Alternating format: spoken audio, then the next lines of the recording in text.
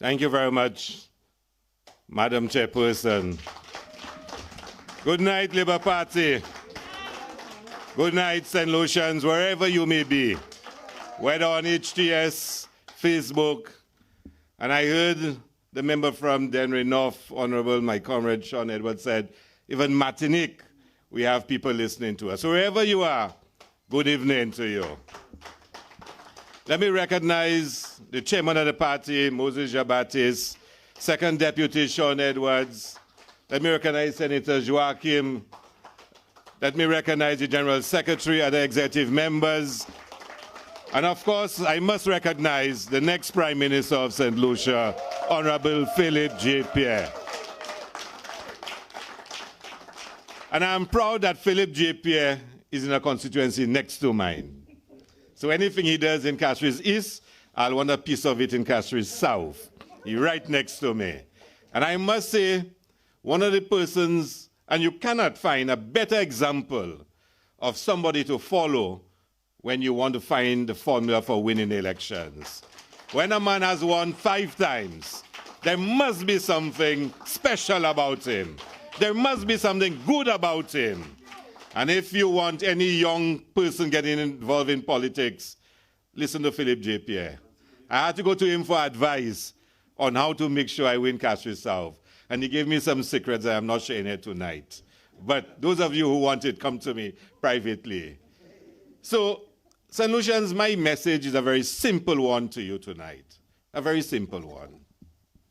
We all agree that we are in uncertain times. We do not know what would happen in the next 3 months or 6 months or by the end of this year.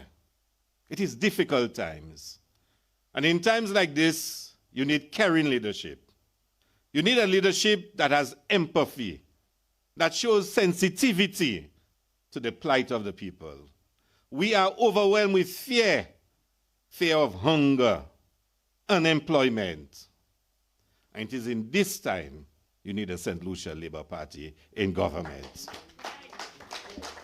Because a St. Lucia Labour Party government understands what it means to put people first.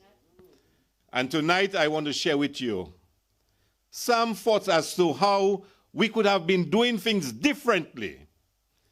And there are some people out there who keep saying, oh, leave the government alone. Stop saying Shasti must go. Stop saying all the bad things the government doing. Say what you all will do instead. Tonight I will share with you, like the chairman did, some of the things the Labour Party would do instead. And I want to end by telling you why we must never leave this government alone. So listen to this. I went about my constituency, Marigo in particular, yesterday. And some of the constituents were saying to me that food was being distributed, and they were upset because only certain people were getting packages of food. And more so, a failed candidate in the last election is the one distributing the food. I start off by saying to St. Lucians, we would never politicize the distribution of assistance to people in St. Lucia. Never. We would make sure that all the needy people get assistance. I have a difficulty with a politician, a failed candidate, going around distributing foodstuff to people who need it in this country. They are using the COVID crisis to try to boost the standings of their failed candidates. It's happening in Castries East, it's happening in Castries South. The Labour Party would never do that.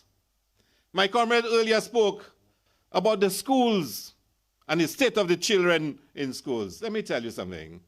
We spend millions, or we plan to spend millions on relocating the meat processing plant. Millions on closing the solid waste disposal site in Vieux-Fort. Millions on the road, the racetrack road. You see, as St. Lucia Labour Party, by now, we'd have ordered laptops and tablets for every single school child in St. Lucia. Every single one. There is no way we would have spent money instead on roads and projects that are not needed at this time when our children cannot get devices for online learning. That's wrong. Further, we would have made sure, we would have started by now, a national Wi-Fi program where every community in St. Lucia would have gotten Wi-Fi connectivity. So the children would have their devices, but they would also have Wi-Fi connection in their homes so they can use the devices. It is a shame that we had children going to sit common entrance, and many of them did not even get practice classes because they did not have the devices. I know that for a fact. Let me tell you, millions has been spent now, Ojo Labs. You see that money? Would have used it to make sure that every school has hand sanitizer, has soap, and has water for when school reopens in September. That's what we would use that money for. And we must ask the question, why is it that our small vendors, our preschool operators, our boat operators, our creative industry people, why are they not getting money? That was promised to them 3 months ago. And I heard Nancy Charles is in charge of the program. The same Nancy Charles that called the program when I was on it. And asked, Nancy Charles is in charge of it, so you know already it's chaos and disaster that's there. Chaos and disaster. Why are they not receiving the money? So government now has to give them a lump sum payment for 3 months, one time. And as soon as they get the money, the program ending because it's a 3-month program. A St. Lucia Labour Party would have ensured that those individuals, the small business people, the vendors, the boat operators, all of them would have gotten assistance by now under the St. Lucia Labour Party. We're not making joke about those things. I look at the state of the communities, Castries South, Castries East, Castries Central, the overgrown bush and grass. You, the Labour Party, say, step you no take a knee. We would have had a national beautification campaign that would have employed thousands of people to clean up this country. And you know, when they work, they would have gotten some money to at least buy books and uniforms for their children in the next few weeks. We would have done it by now. Thousands of St. Lucians would have been working. I can tell you for a fact, and my comrade said it, that we should not be requiring parents to pay for school books. A St. Lucia Labour Party would have waived all school fees right now. No parent should be asked to pay any school fees for the upcoming school year. Cannot ask. There are too many parents that have lost their jobs, and those that used to hustle a living do not now have any means to earn a living. Why should they be paying school fees for this year? A Labour Party would have waived it. We would have waived it. I'll tell you something. We are told to leave the government alone. And before I end, I have to say something about it. Because Tuesday in the Parliament, we have been asked again to approve borrowing of about $120 million for the airport. And people say, leave the government alone. Don't say anything about them. Just say what you all will do. How can we not go to Parliament and hold the government to account? Why are we now having to borrow another $120 million? We have to debate it, and we have to expose the government for what it is. And let me tell you, on Monday I looked at the Gazette. On Monday, and I'll say more about it on Tuesday.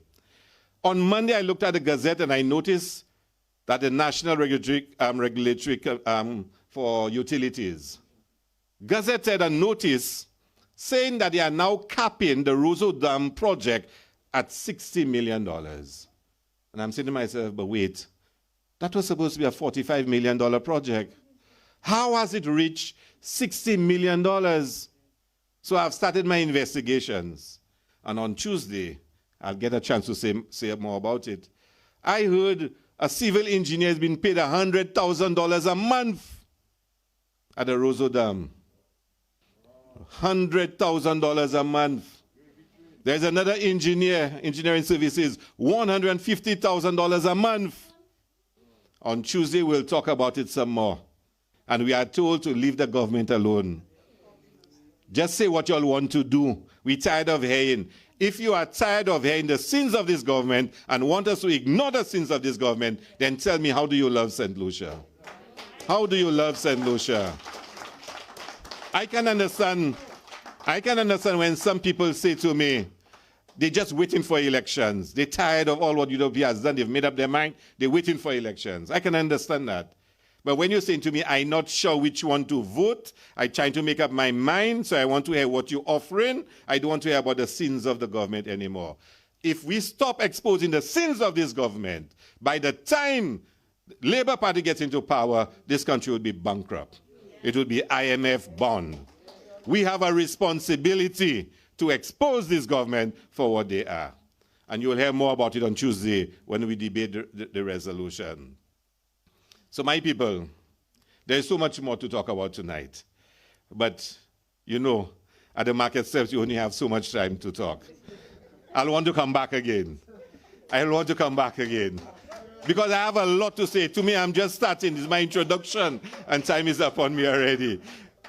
But, ladies and gentlemen, like my comrade said, we are at a crossroads in St. Lucia.